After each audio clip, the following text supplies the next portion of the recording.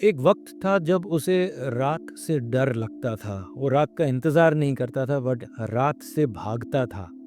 और अब वो वक्त है जब वो इंतज़ार करता है। यानी कि जहाँ बेडरूम उसके लिए एक शेम था, अब वो बेडरूम उसके लिए फ़ेम है, वो बेडरूम का किंग राजा है।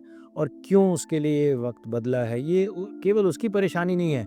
ये ऐसे बहुत सारे मर्दों की स्टोरी है, बहुत सारे लोगों की स्टोरी है जो इसी चीज़ से जूझ रहे हैं। नमस्कार दोस्तों, मैं doctor Vineet Malhotra, urologist and andrologist, VNA hospital Malviya Nagar नई दिल्ली से। और मैं आज आपको ऐसे एक व्यक्ति की कहानी बताता हूँ जो मेरे पास आया था, जिसके साथ ये बीती है। कई लोगों के साथ ऐसी बीती है जो सामने नहीं आ पाते हैं, बट उसका वक्त बदल गया। अगर आप भी ऐसे कॉन्फिडेंस को लैक करते हैं, यदि आपकी भी स्टोरी ऐसी ही है, तो ये वीडियो ज़रूर देखिएगा। इसमें आपको वो सारी बातें पता चलेंगी, किस तरह उसने अपने ही बेडरूम को अपने जीवन के सबसे मुश्किल जगह से सबसे हसीन जगह बनाया। रवि एक 38 साल का सक्सेसफुल प्रोफेशनल था। उसकी एक बहुत अच्छी बिजनेस थी और काम के मामले में उसको कोई परेशानी नहीं थी। इनफैक्ट अगर ऐसा समझें तो उसको और कोई जीवन में स्ट्रेस था ही नहीं। सारी चीज़ें उसके लिए ठीक चल रही थी। परेशानी घर पे थी, क्योंकि शादी को 5 साल हो गए थे मगर कोई संबंध नहीं बना था। उसको अपनी वाइफ को फेस करने में, उसको देखने में भी उसको बहुत लज्जा आती थी, बहुत शर्म थी, उसको बहुत ही परेशानी थी, क्योंकि वो इतना वीक था सेक्स में, बेडरूम में, कि वो संबंध ही नहीं बना पाता था। जहाँ पर उसको वहाँ ज़रूरत थी ताकत की, वो ताकत उससे दूर भागती थी। उसको उस बात से इतनी इतनी लज्जा थी कि उसने कई बार सोचा कि मैं अपनी जान ले लूं, क्योंकि वो इतना परेशान हो चुका था, इतना डिप्रेस हो चुका था, इतना सैड हो चुका था कि जब तक वो मेरे पास पहुंचा कंसल्ट के लिए, तब तक वो अपने लाइफ से बहुत घृणा करने लगा था। कई बार हमने देखा जब ऐसे लोग आते हैं तो उनके अंदर सेल्फ कॉन्फिडेंस बिल्कुल चूर चूर हो चुका होता है, नज़रें झुकी हुई होती हैं। जब वो अंदर आते हैं कमरे में कंसल्ट के, तो वो एक बहुत ही डिप्रेस्ड मोड में आते हैं, बहुत ही अपने आप से मायूस होते हैं, अपनी ज़िंदगी से मायूस होते हैं। जबकि देखने जाएं तो वो प्रोफेशनली तो इतना सक्सेसफुल था, बिजनेस बढ़िया चल रहा था, बट वो अपने आप से बहुत मायूस था। हमने समझने की कोशिश की कि कहाँ से ये शुरुआत हो। एक तो उसको ये हिम्मत पहुँचने में, ये हिम्मत लगाने में कि वो हमारे पास पहुँचे, उसमें भी बहुत समय लगा। ऐसा नहीं था कि उसने तुरंत सोचा वो हमारे पास आ गया। उसने बहुत हिम्मत जुटाई और फिर वो हमारे पास पहुँचा कि हाँ, चलो मैं इस चीज़ का सुझाव अब करता हूँ, क्योंकि अगर नहीं करता हूँ तो इसके लिए मेरे पास कोई स्टेप है ही नहीं। जब वो हमारे पास पहुँचा, हमने उसको असेस किया। क्या उसकी समस्या मामूली है?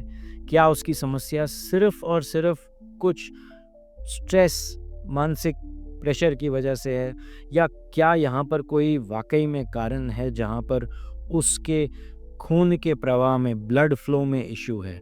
जब हमने टैबलेट टेस्ट किया, उसका कोई रिज़ल्ट नहीं आया। हमने इंजेक्शन से दवाई दी, वहाँ पर भी रिस्पॉन्स नहीं आया। और हमने फिर उसके खून के प्रवाह को मापा, ये समझ में आया कि खून अंदर ठहर नहीं रहा है।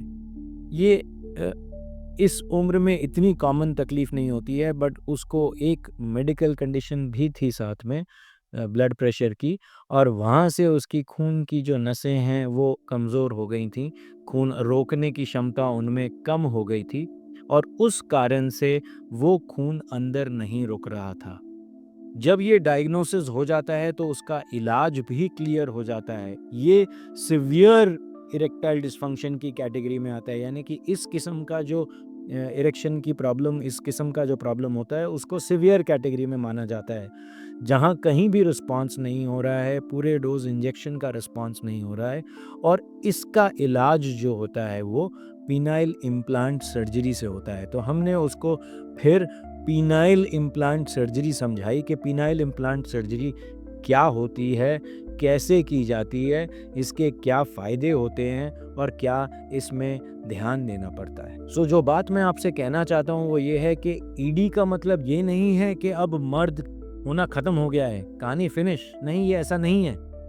ईडी का मतलब है कि इसका अब जो परेशानी है उसको समझें, उसका कारण ढूंढें और उसका इलाज करें। और उसके लिए इलाज हर तरीके का मुमकिन है, दवाई मुमकिन है, इंजेक्शन मुमकिन है और सर्जरी भी मुमकिन है।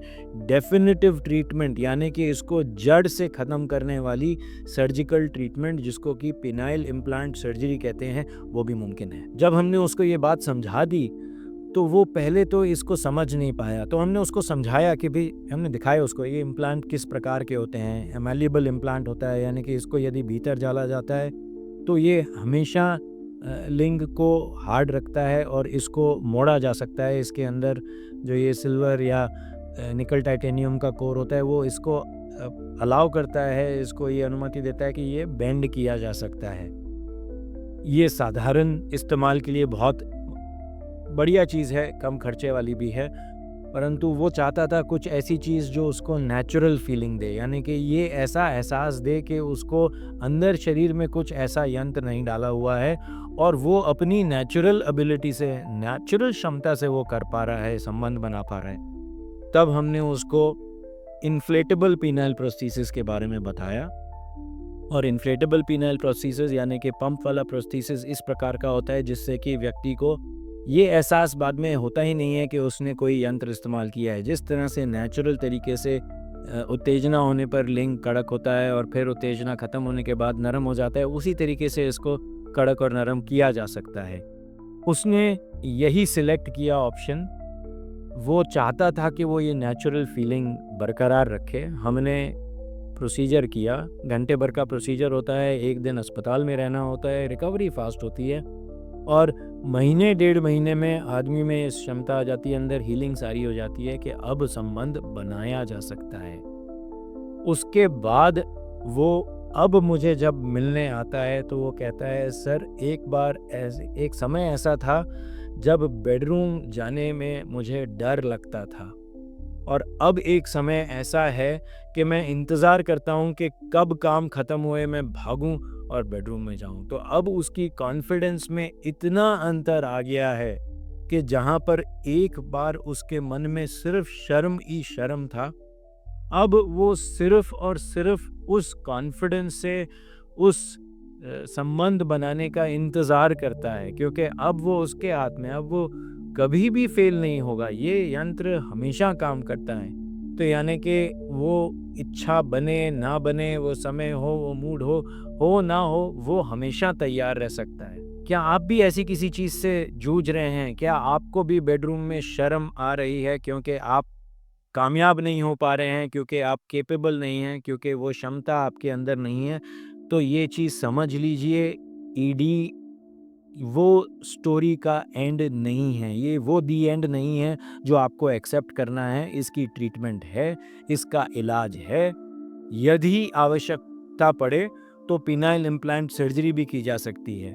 दवाइयाँ हैं, इंजेक्शन है और जिनको सीवियर ईडी है उनके लिए implant surgery, permanent surgical cure मुमकिन है। ये हर ज़रिए से किया जा सकता है, ये हर व्यक्ति के लिए किया जा सकता है। ये मैलिएबल यानी कि रॉड वाले इम्प्लांट में कम खर्चे में किया जा सकता है। जो चाहता है कि वो नेचुरल इम्प्लांट इन्फ्लेटेबल वाला इस्तेमाल करना चाहता है और जो उसके लिए एबल है उतना खर्चा करने के लिए, तो उसके लिए ये परमानेंट सॉल्यूशन भी मुमकिन है। तो यदि आप इससे जूझ रहे हैं और आप समझना चाहते हैं कि आपके लिए क्या इलाज उचित है, तो ज़रूर हमसे संपर्क कर सकते हैं। हम आपकी सहायता ज़रूर करेंगे। नमस्कार, थैंक यू।